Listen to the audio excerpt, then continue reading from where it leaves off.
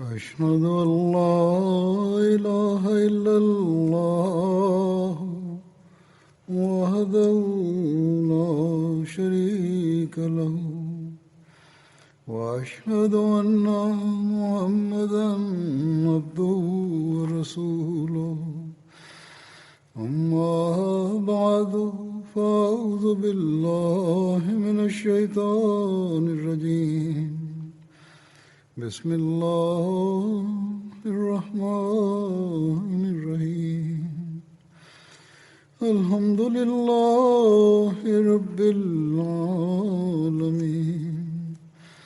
الرحمن الرحيم مالك يوم الدين إياك نعبد وإياك نستعين اهدنا الصراط المستقيم صراط الذين أنعمت عليهم غير المغضوب عليهم ولا الضالين.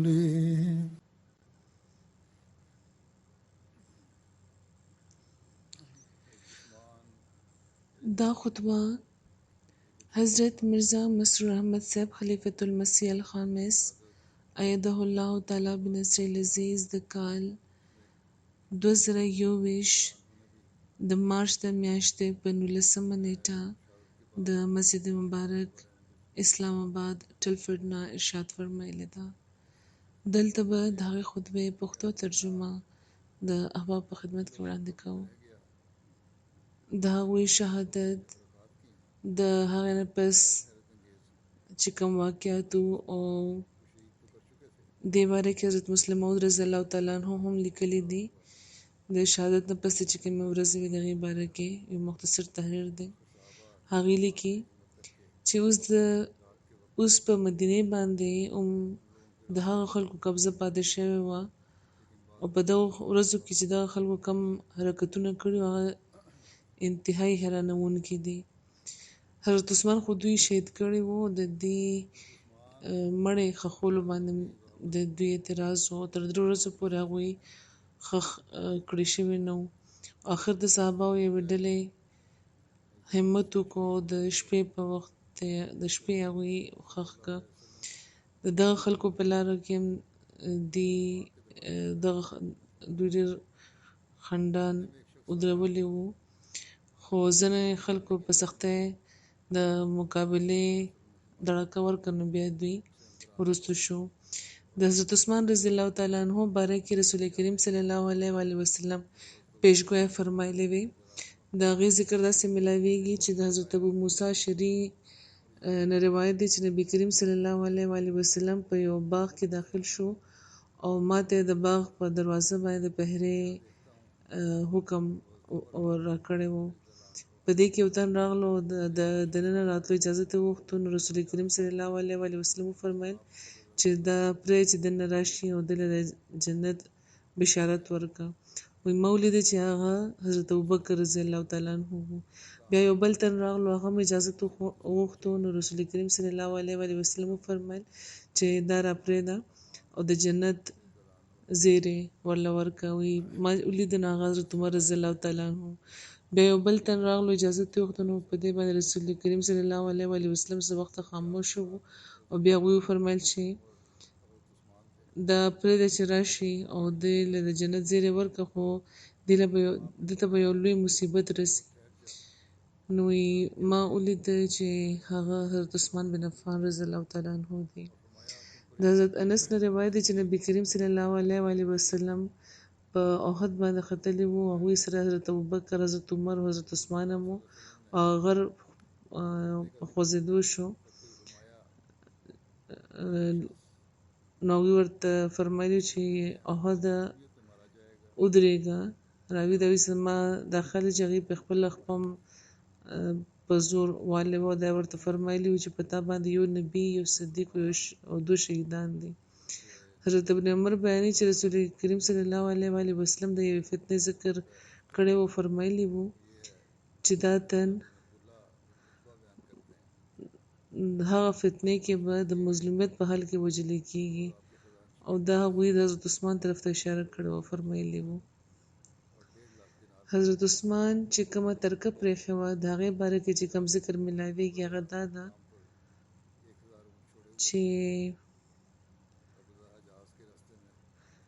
چې عبیدالله بن عبدالله بن عتبه بیانوي چې په کومه ورځ حضرت عثمان شهید کړی شوي وو هغه ورځ د هغوی خزانچي سره د هغوی 3 کروړه 15 لکه درهم او 1.5 لکه دینار پراته وو او هغه ټول لوټلی شوي وو او بیا هغوی د ربضه په مقام 1,000 خان پرېښي وو دا د حجاز په لاره کې د مدینې نه 3 ورځو په مسافت دا ځای دی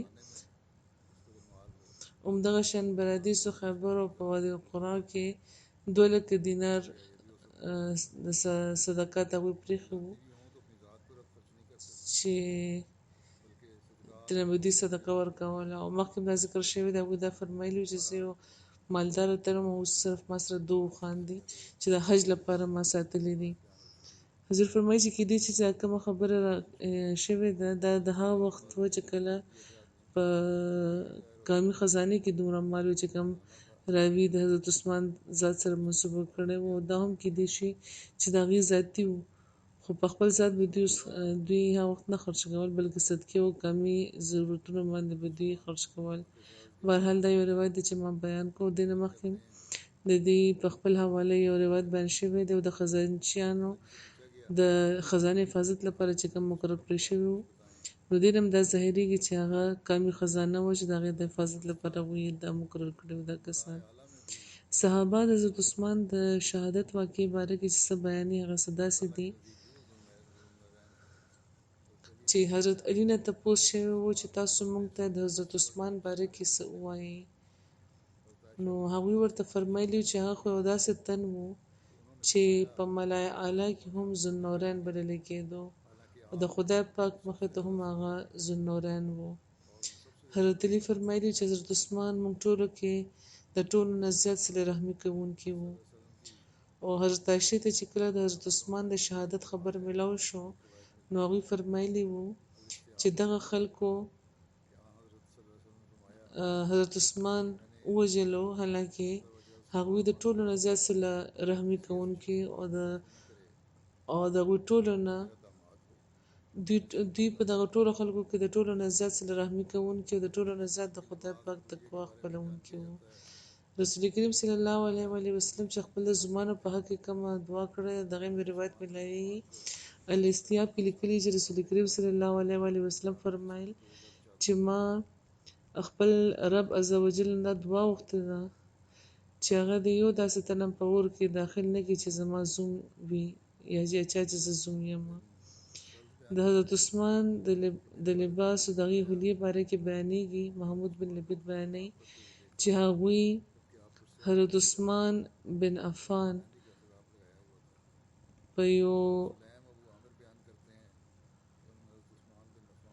خچر باندې په دغه حال کې سور لیدلی و چې د هغې په بدن باندې 2 زیړ صدرونه وو حکم بن سلط بیانوي چې زما پلار ماته وی چې هغې حضرت عثمان لیدلی چې خطاب یې کول او هغوی د تور رنګ صدر ځان نه تاو کړی او د نکریزو غذا به لګولې وو سلیم ابو عامر بیانوي چې هغوی په حضرت عثمان بن عفان باندې یو یمني صدر لیدلی و چې قیمت یې 100 درهمه و محمد بن عمر بیانوي چې ما عمرو بن عبدالله عروه بن خالد او عبدالرحمن بن ابو زناد نه د حضرت عثمان د حلیې باره کې تپوس کړو نو هغوی د بغیر اختلاف دا ویلي وو چې د هغوی قد نه ډېر ورکوټی او نه ډېر اوږد و د هغوی مخ ښایسته جلد نرم و ږیره غڼه وه او اوږده وه او غنم رنګې وو جوړونه مضبوط و د سر ویښته هم ګڼ وو او هغوی به په ږیرې باندې خضاب لګولو واقد بن ابو یاسر بیانوي چې حضرت عثمان خپل غاښونه د سرو زرو په تار تړلي وو. موسی بن طلحه بیانوي چې ما حضرت عثمان لیدلی و چې هغوی د جمعې په ورځ به بهر تشریف راوړو، نو په هغې باندې به دوه زیړ څادرونه وو. بیا به هغوی په منبر تشریف ایښودو او ملا به بانګ ویلو، بیا به چې هغه خاموشه شو نو یو کوږ سر والا کونټۍ وه چې د هغې سهاره به دوی اخیستې وه او خطبه به یې ورکوله. بیا به هغوی د منبر نه کوز شو او ملا به بیا بانګ ویلو. حسن بیانوي چې ما حضرت عثمان په جومات کې ولیدی چې هغې د څادر بالښت جوړ کړی و، څادر نه اوده و. موسی بن طلحه بیانوي چې د جمعې په ورځ به حضرت عثمان یو د کونټۍ سهاره اخیسته وه او د ټولو خلکو نه به زیات ښایسته و. هغې باندې به دوه د زیړ رنګ کپړې وې، یو څادر او یو تایبند. کله به چې هغوی منبر باندې راتله او په هغې باندې به بیا کېناسته او د رسول کریم صلی الله علیه وسلم یوه ګوته وه چې ورباندې محمد رسول الله لیکلی شوی و. رسول کریم صلی الله علیه وسلم به هغه استعمالول او دې باره کې روایت راځي چې حضرت انس بن مالک بیانوي چې کله نبي کریم صلی الله علیه وسلم د روم د باچا طرف ته د خط لیږلو اراده فرمایلې وه، نو هغوی ته عرض کړی شوي چې که په دې باندې څه مهر نه وي لګېدلی نو به ستاسو خط نه لولي. نو په دې هغوی د سپینو زرو یوه ګوتمه جوړه کړې وه چې ورباندې دا نقش و چې محمد رسول الله. راوي وایي چې زه لا اوس هم د دغې ګوتې سفیدي د هغې په لاس کتی شم، یعنې دا خبره دونه تازه ده. حضرت انس بیانوي چې نبي کریم صلی الله علیه وسلم هغه ګوته د هغې په لاس کې وه او بیا د حضرت ابوبکر په لاس کې وه، بیا د حضرت ابوبکر نه پسه د حضرت عمر په لاس کې به وه او بیا چې کله د حضرت عثمان دور راغلو نو یو ځل هغوی د عریس نومې کوهي په غاړه ناست وو چې هغوی هغه ګوته روباسله او د هغې سره لوبې شروع کړې، یعنې په ګوته کې خوځوله راخوځوله نو هغه پرېوته. او راوي وایي چې موږ د حضرت عثمان سره تر 3 ورځو پورې هغه لټوله او د کوهي ټولې اوبه موږ ترې راویستې وې او ټولې اوبه موږ د کوهي نه راویستې وې خو هغه ګوته موږ ته میلاوه نه شوه. او بیا وروستو د دغې ګوتې د ورکېدو نه پس حضرت عثمان دا اعلان کړی چې څوک دا پیدا کړي راوړي نو هغې له به ډېر زیات مال ورکوي او د دغې ګوتې د ورکېدو هغوی ډېر زیات غم کړی و. او بیا چې کله د دې د میلاوېدو نه هغوی مایوسه شو، د دې د تلاش نه هغوی مایوسه شو، نو هغوی هم هغه شان د سرو زرو یوه بله ګوته جوړولو حکم ورکړی و. نو بیا هم هغه شان د یوه ګوته تیاره کړې شوې وه چې هغې باندې محمد رسول الله نقش و. هغه ګوته بیا تر خپله وفاته هغوی په لاس وه او د شهادت په وخت هم بیا هغه ګوته چېرته یو نامعلوم تن اخیستې وه. دوی په عشره مبشره کې هم شامل وو. حضرت عبدالرحمن بن اخنس نه مروي دی چې هغې په جومات کې چې یو تن د حضرت علي ذکر په بیا ادبه وکړو نو په دې باندې سعید بن زید ودرېد او دا وایي چې زه د رسول کریم صلی الله علیه وسلم باره کې ګواهي ورکوم چې ما یقینا هغوی اورېدلي چې هغوی فرمایل چې 10 کسان په جنت کې وي. نبی کریم صلی الله علیه وسلم په جنت کې وي، ابوبکر په جنت کې وي، عمر په جنت کې وي، عثمان په جنت کې وي، علي په جنت کې وي، طلحه په جنت کې وي، عبدالرحمن بن عوف په جنت کې وي، زبیر بن عوام په جنت کې وي، سعد بن مالک په جنت کې وي او که زه غواړم نو د 10م تن نامه م اخیستی شم. راوي چې خلکو ته تپوس وکړو چې 10م څوک دی نو سعید بن زید څه وخته پورې خاموشه و او چې په دې بیا خلکو ته یو ځل بیا تپوس وکړو چې 10م څوک دی نو هغوی وویل چې سعید بن زید یعنې زه پخپله. حضور فرمایي چې دا روایت مخکې ما بیان کړی دی او د رسول کریم صلی الله علیه وسلم په جنت کې د حضرت عثمان سره د رفاقت باره کې راځي چې حضرت طلحه بن عبید الله نه مروي دی چې نبي کریم صلی الله علیه وسلم فرمایلی وو چې د هر نبي یو رفیق وي او زما رفیق یعنې جنت کې زما ملګری زما رفیق به عثمان وي. حضرت جابر بیانوي چې یو ځل موږ د رسول کریم صلی الله علیه وسلم سره یو کور کې د مهاجرینو یوې ډلې سره وو چې پکې ابوبکر، عمر، عثمان، علي، طلحه، زبیر، عبدالرحمن بن عوف او سعد بن ابي وقاص وو.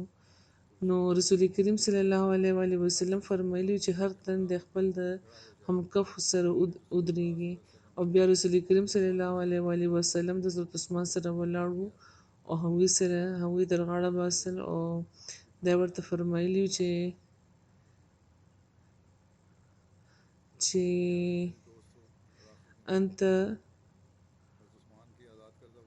انت ولی فی الدنیا و ولی فی الاخره، چې ته په دنیا کې زما ملګری او په آخرت کې هم.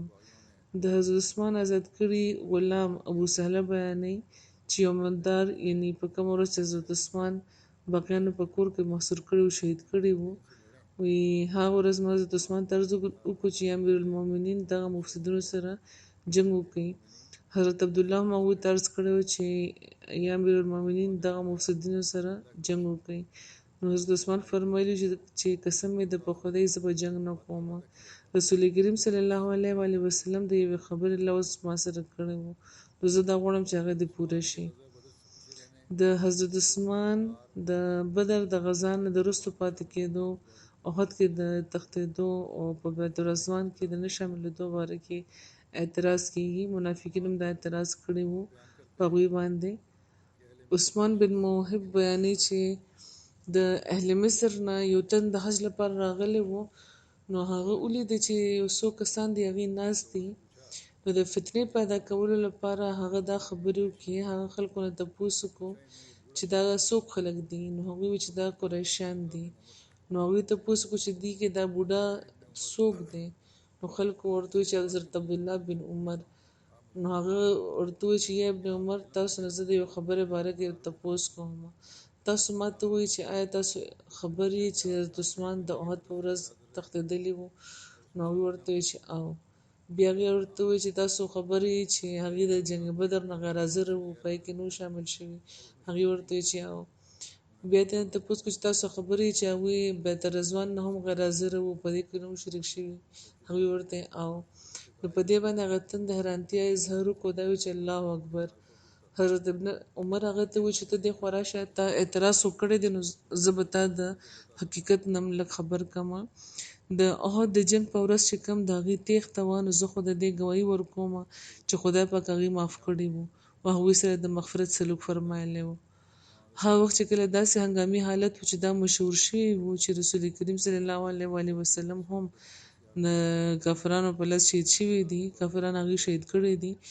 نو هغه وخت بیا داسې حالت و چې د یو وختي عرضي اضطراب په طور هغوی تللي وو بهرحال. او تر څو چې د بدر نه د حضرت عثمان غایب پاتې کېدل دي، نو د دې وجه دا وه چې د رسول کریم صلی الله علیه و آله وسلم لور چې د هغې اهلیه وه هغه بیماره وه، او رسول کریم صلی الله علیه و آله وسلم حضرت عثمان ته فرمایلي وو چې ته خپلې ښځې سره ایثار شه، تا لپاره به اجر او د غنیمت مال هماغه شان دی وي لکه څنګه چې د بدر شاملینو لپاره دی. او تر څو چې د بیت الرضوان نه د هغې د غیر حاضري خبره ده، نو یاد لرئ چې که د مکې په وادۍ کې که د حضرت عثمان نه زیات څوک بل تن عزتمند وي، نو رسول کریم صلی الله علیه و آله وسلم به د حضرت عثمان په ځای هغه تن د کافرانو طرف ته د سفیر په طور لېږلی وي. رسول کریم صلی الله علیه و آله وسلم حضرت عثمان لېږلی وو، او بیت الرضوان هغه وخت شوی و چې کله هغوی د مکې خلکو سره ملاوېدو لیدلی وو. او د بیت الرضوان په وخت رسول کریم صلی الله علیه و آله وسلم خپل ښي لاس د خپل ښي لاس د خپل ګس لاس طرف ته اشاره کړې او دا فرمایلی وو چې دا د عثمان لاس دی، او بیا هغوی خپل ګس لاس په خپل بل لاس باندې په زور ایښی او دا فرمایلی وو چې دا د عثمان لپاره دی. حضرت عثمان دا بیان فرمایلو نه پس هغه تن ته ویلي وو چې اوس دا خبره د ځان سره یوسه او یاد لره داسې د اعتراض خبرې نه دي. دا د بخاري روایت دی. د رسول کریم صلی الله علیه و آله وسلم په ژوند کې د مسجد نبوي توسیع شوی و، په هغې کې هم د عثمان ته د برخه اخیستو توفیق میلاو شوی و.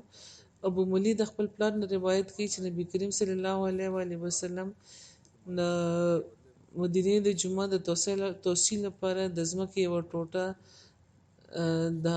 د ځمکې یوه ټوټه د هغې مالک له چې انصاري و فرمایلي و چې ته که دا ځمکه راکړې نو دې په بدل کې په جنت کې به ستا کور وي، خو هغه ورکولو نه انکار کړی و. په دې حضرت عثمان راغلو، هغه تن ته ووایي چې زه تاله د دغه د ځمکې بدل کې 1000 درهمه درکوم، ته دا ځمکه بیا د ځمکه هغوی په بیه واخیسته. او حضرت عثمان نبي کریم صلی الله علیه وسلم له راغلو او عرض ورته وکړو چې یا رسول الله تاسو مانه د ځمکې دا ټوټه واخلئ چې کومه ما د انصاري نه اخیسته ده. او په دې بیا هغوی د ځمکې دا ټوټه د حضرت عثمان نه د جنت کې د کور په بدل کې واخیسته.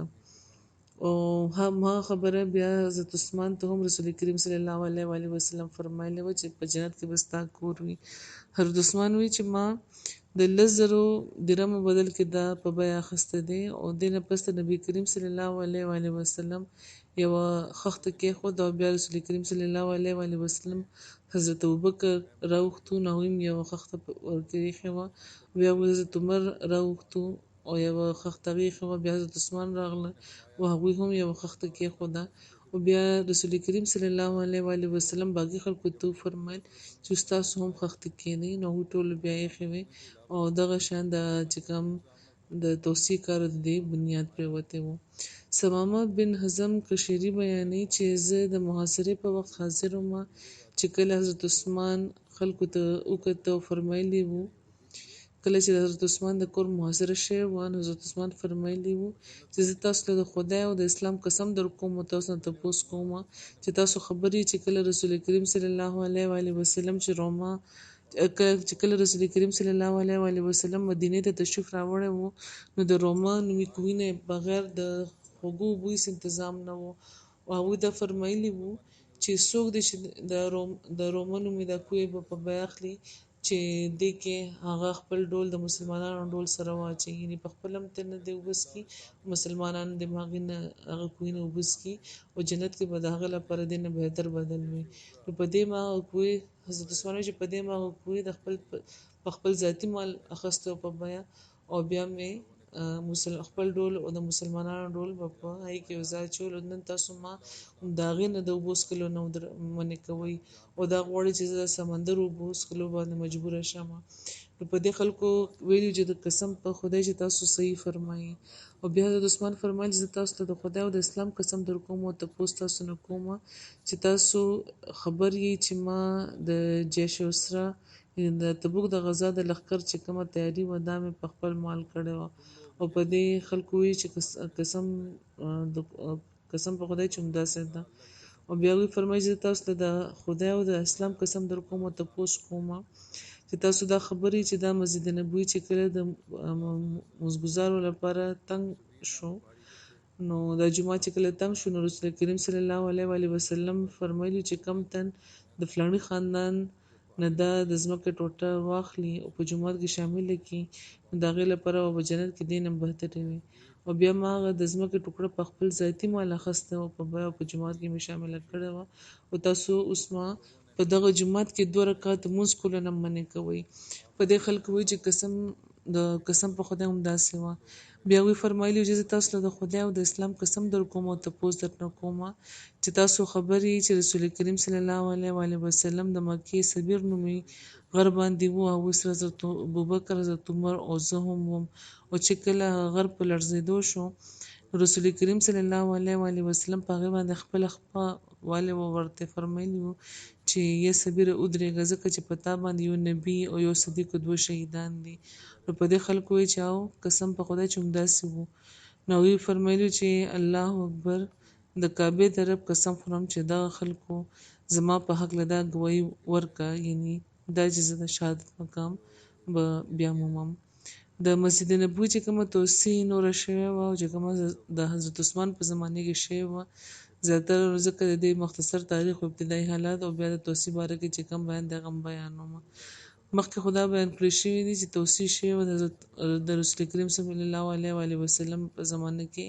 دې باره کې دا هم یو نوټ دی چې د ربیع الاول میاشت 1 هجري کال یعنې عیسوي لحاظ اکتوبر میاشت او 622 د دې په آخر کې رسول کریم صلی الله علیه وسلم په خپل لاس د مسجد نبوي سنگ بنیاد ایښی وو او بنیاد تقریبا 1.5 میټره ژور وو او د بنیاد لپاره د کاڼو نه جوړ خښتو د کاڼو نه جوړو خښتو دیوال جوړ کړی شوی و او چې کوم برنی ځای و د دیوال هغه د خټې نه او جوړ شوی و او په نور کې وچ کړی شوی و، یعنی کچه خښتونه جوړ شوی و او په اور کې وچ کړی شوی و. د جومات دیوالونه د تعمیر چې کوم تاریخ دی هغه ورسره به د توسیع ذکر هم راځي. د جومات دیوالونه تقریبا پاو کم میټره پلن وو او تقریبا 2.5 فوټه چې اوچتوالی تقریبا 3.5 میټره وو. نو د دغه جومات د تکمیل د شوال میاشت 1 هجري کال د اپریل میاشت په عیسوي لحاظ اپریل میاشت 623 کې شوی و. د حضرت خارجه بن زید بن ثابت دا روایت دی چې رسول کریم صلی الله علیه وسلم د خپل جومات اوږدوالی تقریبا 15 میټره او عرض تقریبا 30 میټره ایښی و او رسول کریم صلی الله علیه وسلم په دور کې د مسجد نبوي چې کوم لومبۍ توسیع شوی و نو هغه په 9 هجري کال کې او د محرم په میاشت کې شوی و، یعنی د په عیسوي لحاظ د جون میاشت په 628 کال 628 شو. او چې کله رسول کریم صلی الله علیه وسلم د خیبر د غزا نه کامیاب را واپس شو نو هغوی د مسجد نبوي د توسیع او د تعمیر نو حکم جاری کړی و او د مسجد نبوي توسیع جنوبي یعنی د قبله طرف ته او د شرقي طرف ته نو شوی او زیاتره د توسیع سویلي طرف ته شوی و، د قطب طرف ته شوی و او سب مغربي طرف ته شوی و. د شمال طرف ته د صحابه کرامو یو څو کورونه وو او هغه طرف ته یو انصاري صحابي کور چې هغه خپل کور ورکولو کې پسوپیش لرلو او هغه وخت هم لکه څنګه چې مخکې بیان شوي دي حضرت عثمان بن عفان د خپل جیب نه 10,000 دینار هغې ته ورکړو د کور یې ترې نه اخیستی او د نبي کریم صلی الله علیه وسلم په خدمت کې وړاندې کړی و.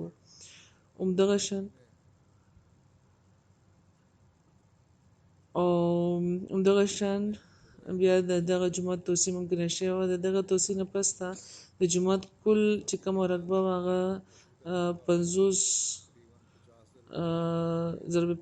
میټره وه. د حضرت عمر په دور کې د مسجد نبوي دویم توسیع شوی په 19 هجري کال کې. حضرت عبدالله بن عمر روایت دی چې رسول کریم صلی الله علیه وسلم په دور کې د جومات د کچه خښتونه جوړ شوي چې چته د کجور د خاښونو د پاڼو نه جوړ شوی و او ستورونه د کجور تنې وې او حضرت ابوبکر د په دغه حالت کې پرېښی و، هیڅ تبدیلي یا توسیع پکې نه وه کړې. حضرت عمر د دغه جومات تعمیر نو توسیع کړی و خو د دې هیئت طرز تعمیر کې هیڅ تبدیلي نه وه راغلې، لکه څنګه چې د پخوانۍ برخه وه هماغه شان یې پرېښې وه او هغوی هم همداسې طرز تعمیر پرېښی و او صرف توسیع شوی و، یعنې چت پخوا په شان د کجور د پاڼو و او د ستون صرف هغوی نوي لرګي پکې اچولي وو. او حضرت عمر په 19 هجري کال کې د جومات تعمیر په خپله نگرانۍ کې مکمل کړی و او د توسیع نه پس د جومات رقبه تقریبا 50 میټره وه او نه دې نه زیاته شوې وه او 140 میټره شوې وه. دغه روایت نه ظاهره ده چې حضرت ابوبکر په زمانه کې هم مسجد نبوي هماغه و چې کوم د رسول کریم په دور کې و، خو د حضرت عمر په زمانه کې د دې توسیع شوی. بیا حضرت عثمان رضی الله تعالی عنه په دور کې د مسجد نبوي توسیع شوی او تعمیر نو هم شوی و. دا د هجری کال د 9 هجری کال واقع ده. حضرت عثمان د مسجد نبوي توسعه او د تعمیر نو لپاره او د خسته کولو لپاره مضبوط جوړولو لپاره د کاڼو د جپسم او د نقش نگار استعمال کړی و. حضرت عثمان دیوالونه د کاڼو جوړ کړي و چې ورباندې نقش نگار جوړ او په مسجد نبوي کې په لومړي ځل د سفیدي شوی وه، د چونو استعمال هم شوی و. چت کې د شیشم لرګي استعمال شوی و. او حضرت عثمان په 40 هجري کال کې چې خلیفه منتخب شو نو خلکو هغې ته خواست کړی و چې د مسجد نبوي توسعه دې وکړی شي. نو هغوی د صحن چې کومه تنګي وه د هغې شکایت په خاص طور د جمعې د لمونځ په اجتماعات باندې داسې کېده او اکثر به دا کېده چې خلک به مجبور وو چې جومات چې کومه بهرنۍ برخه وه په هغې کې لمونځ وکړي. نو حضرت عثمان د صحابه کرام سره مشوره کړې او د ټولو رایه دا وه چې زوړ جومات دی وغورځولی شي او د هغې په ځای د نوي جومات جوړ کړی شي. یو ځل حضرت عثمان د ماسپښین لمونځ نه پسته په منبر باندې خطبه ورکړه. دا یې وفرمیل چې ټول تعریفونه د خدای پاک لپاره دي. زه دا جومات ماتوم او د دې په ځای نوی جومات جوړول غواړم او زه ګواهي ورکوم چې ما د رسول کریم صلی الله علیه وسلم د خولې نه دا اورېدلي چې څوک هم چې جومات جوړوي خدای پاک په جنت کې هغه له یو کور ورکوي.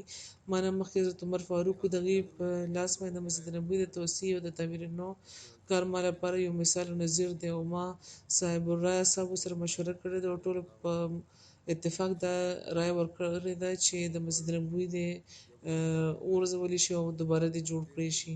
او حضرت عثمان چې د جومات د تعمیر نو منصوبه وړاندې کړه نو یو څو صحابه کرام په دغه معامله کې خپل تحفظات وړاندې کړو د هغوی دا خیال چې دا غورځول نه دی پکار او په دې کې هغه صحابه شامل وو چې د جومات سره بالکل جوخت اوسېده او د هغې خپل کورونه دغه منصوبې نه داسې ښکارېده چې متاثره کېده. د ولس اکثریت د دغه منصوبې حمایت کړی و خو یو څو صحابه اعتراض کړی و. حضرت افلاح بن حمید بیانوي چې کله حضرت عثمان دا وغوښتو چې په منبر باندې تشریف راوړي او د خلکو رای معلومه کړي نو مروان بن حکم دا ویلو چې بېشکه چې دا یو نیک کار دی نو ضرورت دی چې تاسو د خلکو رای معلومه کړئ. نو په دې حضرت عثمان هغې ته غوسه شوی دی ورته ویلو چې زه په یو معامله کې په خلکو باندې جبر او د اکراه قایل نه یم او زه به ضرور هغوی سره مشوره کوم. هغوی دا فرمایلي زه خپله رای په خلکو نه مسلطول غواړم نو زه چې کوم کار هم کوم د هغوی په رضا به کوم او چې بیا هغوی د خپلې منصوبې باره کې د اهل الرای صاحب په اعتماد کې واخیسته او د مسجد نبوي چې کوم شمالي طرف ته چې کوم کورونه وو هغه په بیه واخیسته او د هغې ځمکه یې ترلاسه کړه. نو هغوی د معاوضې په طور هم هغه اصحابو ته پیسې ورکړې وې خو بیا هم یو څو اصحاب داسې وو چې خپل کورونه ورکولو لپاره تیار نه وو. تقریبا 4 کاله تیر شو خو څه خطرخواه کامیابي په دې کې نه وه شوې. حضرت عبیدالله خولاري نه مروي ده چې کله خلکو خپل کورونه ورکولو کې پس و پیش کولو او دلیلونه اوږدېده نو ما حضرت عثمان اورېدلي چې هغوی دا وایي چې تاسو خلکو ډېرې خبرې وکړئ. ما د رسول کریم صلی الله علیه وسلم نه دا اورېدلي وو چې څوک هم چې د خدای پاک د رضا ترلاسه کولو لپاره جومات جوړوي خدای پاک به اجر کې همدغه شان مال په جنت کې به جوړوي. همدغه شان حضرت محمود بن لبید نه روایت دی چې کله حضرت عثمان د مسجد نبوي د جوړولو اراده وکړه تعمیر نو خلکو د هغې منصوبه خوښه نه کړه خو د هغې اصرار دا و د خلکو چې مسجد نبوي دې په دغه حال کې د پرېښودی شي لکه څنګه چې د رسول کریم صلی الله علیه وسلم په دور کې و. نو هغوی په دې فرمایلي چې څوک چې د خدای پاک د رضا له خاطره به جومات جوړوي خدای پاک د دې په اجر کې هغه له همداسې مال په جنت کې هم جوړ کړي. او چې کله حضرت عثمان خلک قایلول کامیاب شو نو هغوی د ربیع الاول میاشت 9 هجري کال یعنې نومبر کال 649 کې د کار ابتدا وکړه او د تعبیر نو کار کې صرف 10 میاشتې لګېدلې وې او په 1 محرم 13 هجري کال کې مسجد نبوي تیار شوی و. هغوی په خپله د دغه کار نګراني فرمایله. د ورځې به هغوی همیشه روژه او د شپې په وخت خوب مجبوره کولو نه په مسجد نبوي کې به هغوی آرام کولو.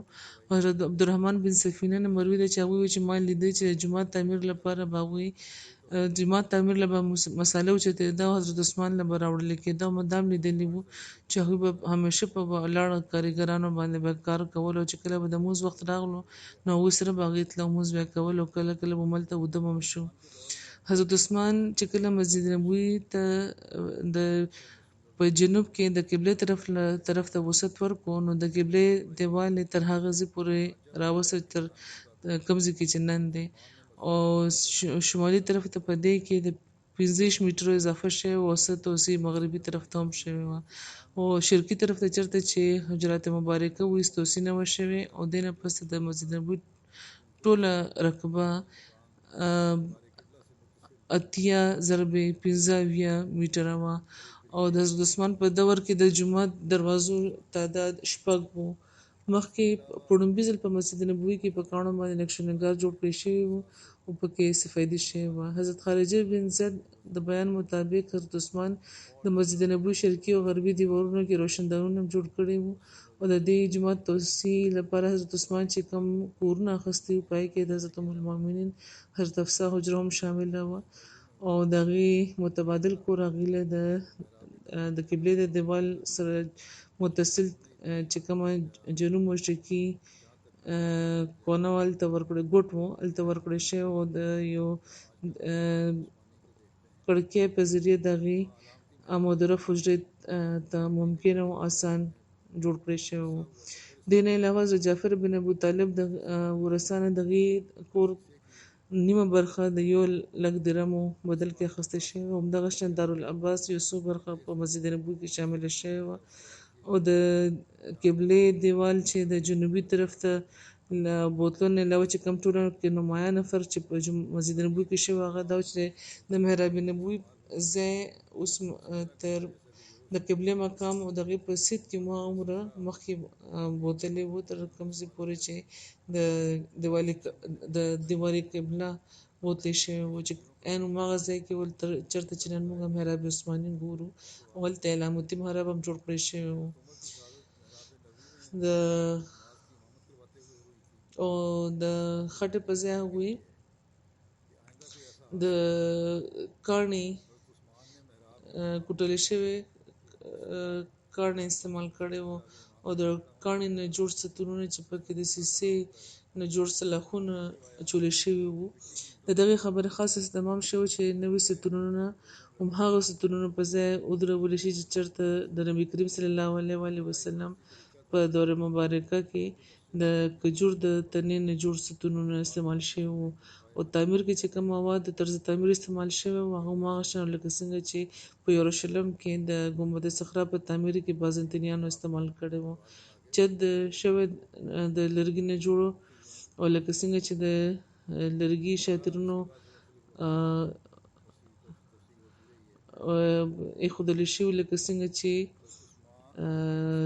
سیسه چې لګولې شوي په کومو کاڼو باندې دغې هغه ستونونه باندې دا ودرولې شوي وو او چونکې د حضرت عمر شهادت په محراب نبوي کې د لمونځ امامت دوران شوی وو نو دغه خبره یقیني کولو لپاره چې آینده داسې حادثه ونه شي حضرت عثمان د محراب په مقام باندې یوه مکسوره یعنې په جومات کې د صفونو نه مخکې د امام لپاره د درېدو ځای چې پکې منبر جوړ کړی و چې پکې چې د خټې د خښتو نه جوړ په دې کې جالی او روزن هم لګولی شوي چې مقتدیان د خپل امام کدی شي.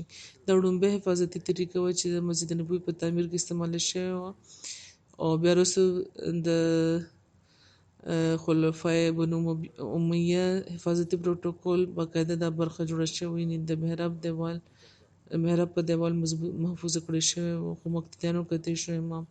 بهرحال دې نه پس بیا په مختلفو وختونو کې د جومات توسعې کېده. حضرت مسیح موعود علیه السلام بیانوي چې حضرت عثمان زه د حضرت سلیمان سره تشبیه ورکوم هغې ته د عمارتونو ډېر شوق و. د حضرت علي په وخت کې اندروني فتنې ضرور وي یو طرف ته معاویه و بل طرف ته علي او د دغه فتنو پس او د مسلمانانو وینه تویه شوې وه. شپږو کالو کې دننه اسلام لپاره هېڅ کاروایی نه وه شوې. د اسلام لپاره خو هم د عثمان تر حده پورې ټولې کاروایی ختمې شوې وې او بیا خو خانه جنګي شروع شوې وه. حضرت مسیح موعود فرمایي چې دا ضروري نه چې جومات دې ښه مرصع او د پوخ عمارت وي، بلکې صرف ځمکه نیول پکار ده چې هلته د جومات حدبندي وشي او د بانس وغیره د ماڼس وغیره څه چت پې جوړ کړی شي چې د باران نه آرام وي خلکو ته، او خدای پاک تکلفات نه خوښوي. او د رسول کریم صلی الله علیه و آله وسلم جومات د کجورو د ښاخونو و، همدغه شان روان و. بیا حضرت عثمان دې لپاره چې هغوی ته د عمارتونو شوق و، په خپله زمانه کې دا جومات پوخ کړی و. او زما حضور فرمایي چې ما ته دا خیال راځي چې د حضرت عثمان او د سلیمان قافیه ښه میلاویږي، کیدای شي په دغه مناسبت دوی ته دغه خبرو شوق و. د مسجد الحرام توسعې په 26 هجري کال کې شوې وه او 26 هجري کال کې حضرت عثمان د حرم د نشاناتو او سرنو تجدید کړی وه او د مسجد الحرام توسعې فرمایلې وه او د ګیر چاپېره چې کوم کورونه هغه په بیه اخیستي وو په مسجد الحرام کې شامل کړي وو. ځینې خلکو په خپل رضا کورونه خرڅ کړي وو، خو ځینې دا کورونه خرڅولو له راضي نه وو. نو حضرت عثمان په هره ممکنه طریقه کوشش کړی چې دوی راضي کړي، خو هغوی په خپل موقف قایم وو. اخر حضرت عثمان په حکم باندې هغه ټول کورونه وغورځولی شو او د هغوی قیمت هغوی په بیت المال کې جمع کو. په دې دغه خلکو د حضرت عثمان خلاف ډېر شور کړی وو، نو هغوی هغې ګرفتار کړی وو، په جیل کې د جیل ته یې لېږلو حکم ورکړی. بیا هغوی هغې ته ویلي وو فرمایلي وو چې آیا تاسو خبرې چې تاسو په کومه وجه تاسو دا جرأت شوی دی او دا د دې جرأت سره د دغه جرأت سبب صرف زما نرمي ده.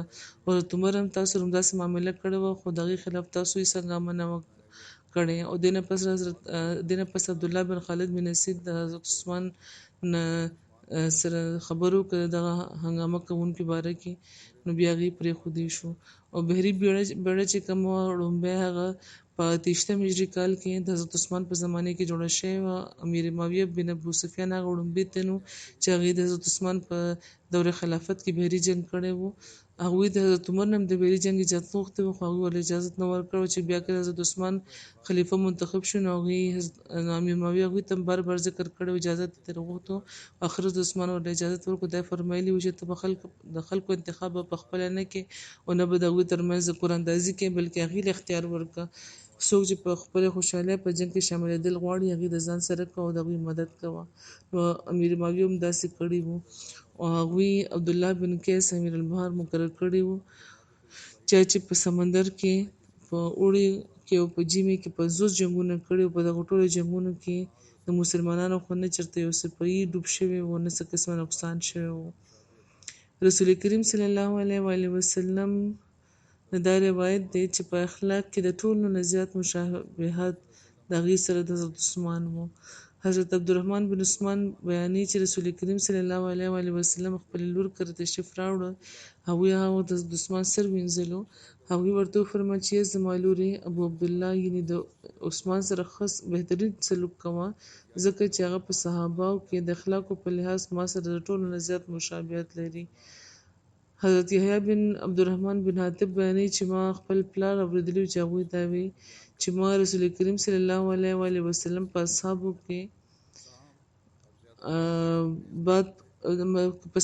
کې خبره مکمله او په ښایسته رنګ کې بیانولو کې د حضرت عثمان نه بهتره بل څوک نه و لیدلي، خو هغوی د زیاتو خبرو نه به ګریز کولو. حضرت ابو هریره بیانوي چې زه حضرت رقیه بنت رسول الله صلی الله علیه و آله وسلم په خدمت کې حاضر شوم. حضور فرمایي چې غالبا دلته مطلب حضرت ام کلثوم کیدای شي د حضرت رقیه په ځای، ځکه چې په روایت کې دا راغلي چې د بدر د غزا په موقع حضرت رقیه وفات شوې وه او حضرت ابو هریره د هغې نه 15 کاله پس مسلمان شوي وو او مدینې ته راغلي وو. نو حضرت ام کلثوم کیدای شي ځکه چې د هغوی وفات په 9 هجري کال کې شوی وو. بهرحال دا روایت دی چې بنت رسول په خدمت کې زه حاضر شوم چې د حضرت عثمان اهلیه وه او د هغې په لاس کې ګمز وه. نو هغوی وی چې اوس رسول کریم صلی الله علیه و آله وسلم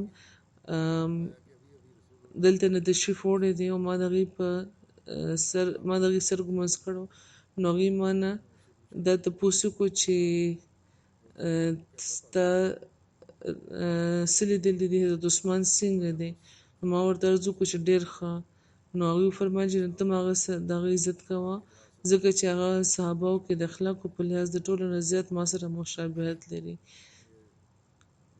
حضور فرمایي چې د حضرت عثمان ذکر دلته ختمومه، او نن به یو څو جنازې کوو، د هغې ذکر کول غواړم. لومبی جنازه ده د مبشر احمد رنګ صاحب ابن احمد بخش صاحب معلم وقف جدید ربوه، چې په 10 مارچ د خدای پاک په قضا وفات شوي دي. ان لله و انا الیه راجعون. د هغوی تعلق د ډېر غازي خان ضلعې رندا نومي علاقې سره و. پیدایشي احمدي و.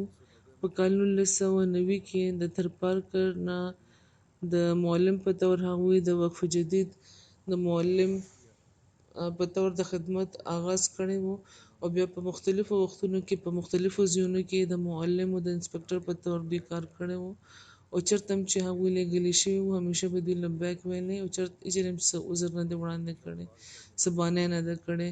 وقف د پوره کولو دوی همیشه په وفا کوشش کړی دی. په خپلو او غیرو ټولو د دې باره کې دا لیکلي چې دوی انتهایي محنت کوونکي، دعاګو باقاعدګۍ سره تهجد کوونکي، بهترین داعی الله، ډېر ښه مقرر، ډېر ملن نثاره، مېلمه دوست، خوش مزاجه او عاجز انسان و. همیشه به نرمه لهجه وه، خوږه ژبه به استعمالوله، خو د جومات د نظام او د خلافت خلاف به هېڅ خبره نه اورېده. چې چا به خبره وکړه، څنګه به کله به چې خبره څه به ورته داسې، نو دوی به د دې ژبه به لکه بربنډه توره شوه، او تر هغې پورې به د هغه محفل نه پاڅېده تر څو به چې د هغه تر اصلاح نه وی کړې. په غم ځپلو کې د هلي نه علاوه 2 زامن او 3 لوڼې شامل دي. د هغوی کشرې زوی ګران شازل احمد په جامع احمدي ربوه کې د درجه ثالثه طالب علم دی. خدای پاک د دې سره د مرحوم سره د مغفرت او د رحم سلوک وفرمایي. بله جنازه د بل ذکر د منیر احمد فروغ صاحب، چې د اسلام آباد ضلعې سابق امیر جماعت و. دوی د یوې اوږدې بیمارۍ نه پس په 9 مارچ باندې وفات شوي دي په کینیډا کې په 84 کالو عمر کې. ان لله و انا الیه راجعون. دوی د 9مې برخې وصیت کړی و. د دې د نیکه نامه حضرت منشي احمد بخش صاحب و، چې د حضرت مسیح موعود علیه السلام صحابي و. دوی قادیان ته تللي وو په جلسه سالانه په کال 1903 کې، او بیعت سعادت دوی ترلاسه کړی و. د دوی د والد نامه ډاکټر چودھری عبدالاحد صاحب و، چې MSc او PhD و په اګریکلچر کې دوی کړی و. او PhD کول هغه زمانه کې د ډېرو ذهینو طلباو کار و. بهرحال هغوی PhD کړی و، او سموده هغوی د لالپور جومات امیر په طور باندې هم خدمت ترسره کړی و. او بیا په کال 1944 کې حضرت خلیفة المسیح ثاني چې کله احمدي هلکانو ته او په خاص طور سازنانو ته د دین لپاره د ژوند وقف کولو تحریک کړی و، نو ډاکټر صاحب هم د فاروق صاحب والد صاحب وقف کړی و، سرکاري نوکري هغوی پرېښې وه، او سره د بال بچ قادیان ته کډه وړې وه. او د حضرت المسیح د نیغ په نیغه نګرانۍ کې هغوی د فضل عمر ریسرچ انسټیټیوټ قیام په عمل کې راغلی و. نو حضور دوی د فضل عمر ریسرچ انسټیټیوټ ډایرکټر مقرر کړي وو، او ورسره دوی تعلیم الاسلام کالج کې هم د ساینس ټیچر په طور باندې دوی تعیناتي شوي وو. فاروق صاحب یونیورسټي اف انجینرینګ اینډ ټیکنالوژي نه د الکتریکل انجینرینګ ډګري ترلاسه کړې وه، او بیا په مختلفو ځایونو کې شروع کې هغوی کار کړی و. بیا په ټلګراف او ټلیفون ډپارټمنټ حکومت پاکستان کې دوی د باقاعده نوکرۍ آغاز کړی و.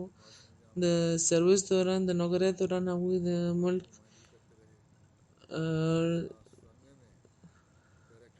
زیاتره ښارونو کې هغوی خدمات ترسره کړي دي. په ډېرو ملکونو کې دوی د حکومت پاکستان نمایندګي کړې ده. په کال 1990 کې ډایرکټر جنرال پاکستان ټیلی کمیونیکیشن لیمیټډ په حیثیت کې د ډایرکټر جنرال پاکستان ټیلی کمیونیکیشن په حیثیت کې دوی ریټایر شوي وو. د دوی اهلیه دوه زامن او دوه لوڼې دي. خدای پاک دې د دې ماشومانو ته هم توفیق ورکړي چې د دې په نقش قدم رواني. په راولپنډۍ کې د قیام دوران د قائد ضلع مجلس خدا محمدي په طور باندې دوی ته د خدمت توفیق ملاو شوی و. د هغه دور و چې د کال 1974 د تکلیفاتو نه ډک دور و.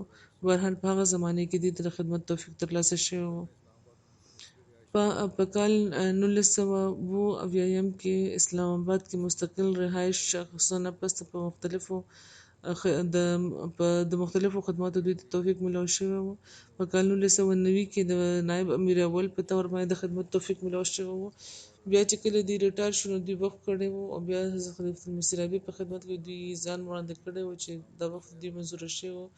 بیا په کال 1999 کې دوی د اسلام آباد ښار جومات او د ضلعې دوی ته د خدمت ذمهواري ملاوه شوه. ربوي کې چې کوم د هغې کارونه دي نو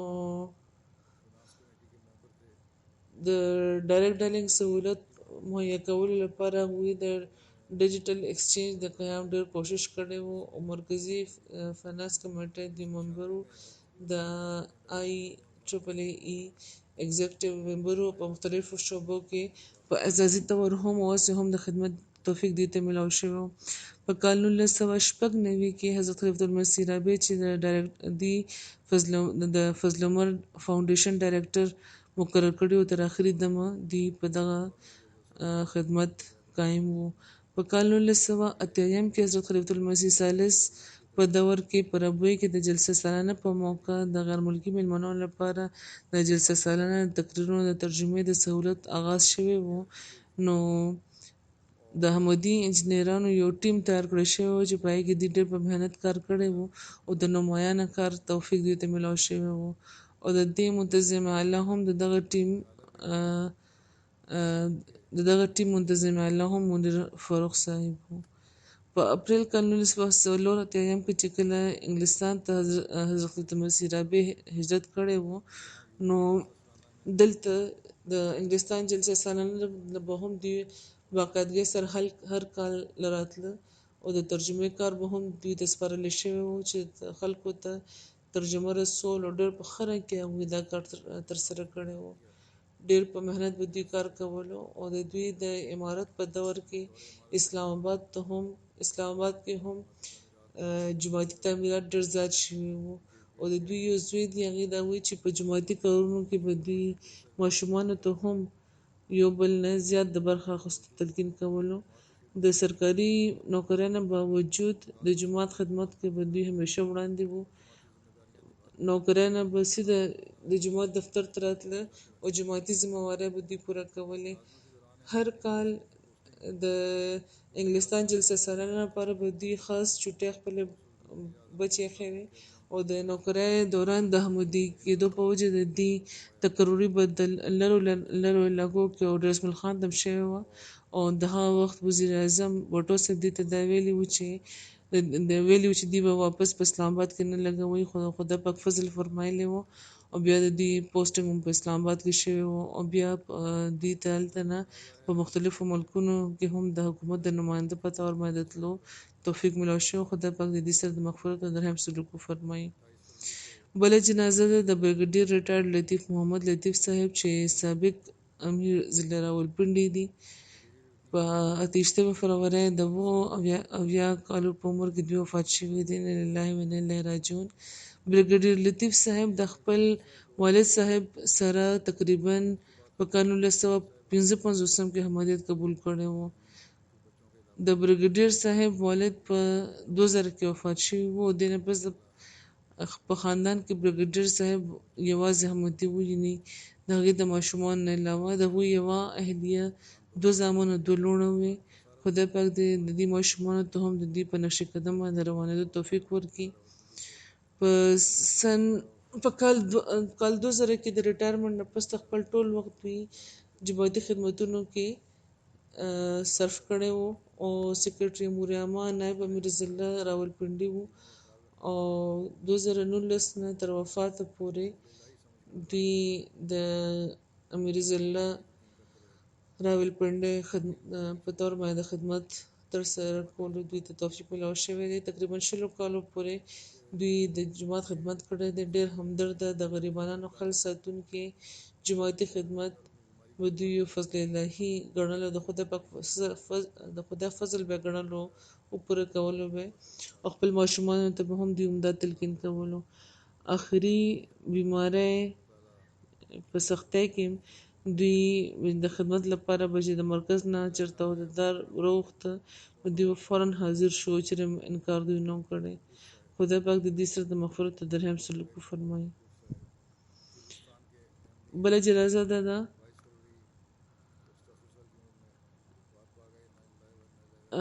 د کونوک بیک عمر بیکوف د قرغیزستان حمودي په 22 فروری د 28 کالو په عمر کې دوی وفات شوي دي. انا لله و انا الیه راجعون. الیاس کوباتوف چې کوم قومي صدر دي د قرغیزستان، هغه لیکي چې خاکسار د کونوک بیک صاحب سره د 15 کالو نه زیات مودې راهیسې تعلق لري، او دوی د جومات ابتدایي احمدیانو کې وو په قرغیزستان کې. په کال 2000 کې دوی احمدیت قبول کړی و. ډېر مخلص او وفادار احمدي و. همیشه په جوماتي پروګرامونو کې دوی برخه اخیسته او باقاعدګۍ سره به دوی چندې ورکول او نورو مالي قربانیو کې هم برخه اخیسته، او په وخت به خپله واده دوی پوره کوله. په وخت به دوی 15 وخته لمونځ کولو، په باقاعدګۍ سره به تهجد کولو. د سوویت یونین په دور کې خپلې ځوانۍ په وخت کې دوی د ملک ډېر لوی تنظیمونو کاروباري ادارو کې په لویو عهدو باندې فایز وو، او بیا د خپلې دیانتدارۍ، د شرافت او د مهنت په وجه ټولو به د دوی ډېر تعریف کولو. او د ژوند آخري کلونو کې چې نور څه کار دوی نشو کولی، نو کتابونه به دوی خرڅول، په خاص طور اسلامي کتابونه به دوی خرڅول. په قرغیزستان کې د جومات چې کوم مذهبي سرګرمۍ دي، په هغې باندې پابندۍ نه مخکې به هغوی د جومات کتابونه او د جومات چې کومه د قرآن ترجمه ده به خلکو کې باقاعده تقسیموله. د خپل تبلیغ په ذریعه هغوی ډېرو خلکو ته د احمدیت پیغام رسولی و. دوی ځان پسې خپله ښځه او 2 کالو یو ماشوم یادګار پرېښی دی، او د دوی د دویمه اهلیه او لومړۍ اهلیې نه دې ته طلاق شوي وو. هغې نه ماشومان دي او اولاد دي چې کوم ځوانان دي زلمي دي احمدیان نه دي. خدای پاک د هغوی هم توفیق ورکړي د احمدیت د قبلولو، ورسره د مغفرت او د رحم سلوک وفرمایي. مبلغ صاحب لیکي چې روسي ژبه کې چې کله د قرآن ترجمه چاپ شو، نو د ځینو اغلطو نشاندهي هغوی کړې وه. نو ما ورته وویل چې بیا دا پوره ووایي او مکمله نشاندهي وکړي. نو هغوی په 15 ورځو کې ټول قرآن ویلی و، ترجمې سره، او د اغلاطو نشاندهي یې کړې وه. مبلغ صاحب لیکي چې د لمونځ اهتمام به دوی لمونځ لپاره به دوی ډېر په اهتمام او د شرندم کولو، او چې دوی به موږ داسې لیده چې لمونځ کوي نو رش به موږ له راتلو. مکرم اوزګنبایف ارتور صاحب لیکي چې حقیقت خدای چې کونوک بیک صاحب ماله د احمدیت پیغام راکړی و، سوالونه به مې کول، نو حیرانوونکي جوابونه به دوی ماله راکول، او د هغوی جوابونه به د منطق او د عقل او د حکمت نه به ډک وو. دوی ډېر د اعلی اخلاقو مالک وو، صابر وو، بردباره انسان وو. د هغې د اخلاقو د خصوصیات په وجه زه په جومات کې داخل شوی وم، او په باقاعده چې کله ما تحریک کړی، حضور فرمایي د روژې نیولو، د نفلي او د روژو د دعاګانو، د پیر او د زیارت روژه به دوی بیا نیوه. او چې کله دوی ته وویل شي چې په هفته کې یو ځل روژه نیسي، نو هغوی دا وایي چې زه خو پیر به هم نیسم او زیارت له به هم نیسم، چې دې لپاره چې د خلافت په هر اواز باندې لبیک ویونکي زه شم. د خلافت فدایي خو وو. د جمعې خطبه باقاعده روسي ژبه کې دوی اورېده. ډېر عاجز او خاکساره انسان، ډېر خوش مزاجه وو، ډېر په شوق، لکه څنګه چې ما مخکې ویلي دي دعوت الله به دوی کوله. خدای پاک د دې سره د مغفرت او د رحم سلوک وفرمایي، د ټولو مرحومینو درجات دې اوچت کړي، او د دې نسلونو کې هم د دې نیکۍ جاري وساتي. الحمد لله نحمده ونستعينه ونستغفره ونؤمن به ونتوكل عليه ونعوذ بالله من شرور أنفسنا ومن سيئات أعمالنا من يهده الله فلا مضل له ومن يضلل فلا هادي له ونشهد أن لا إله إلا الله ونشهد أن محمدا عبده ورسوله عباد الله رحمكم الله إن الله يأمر بالعدل والإحسان وإيتاء ذي القربى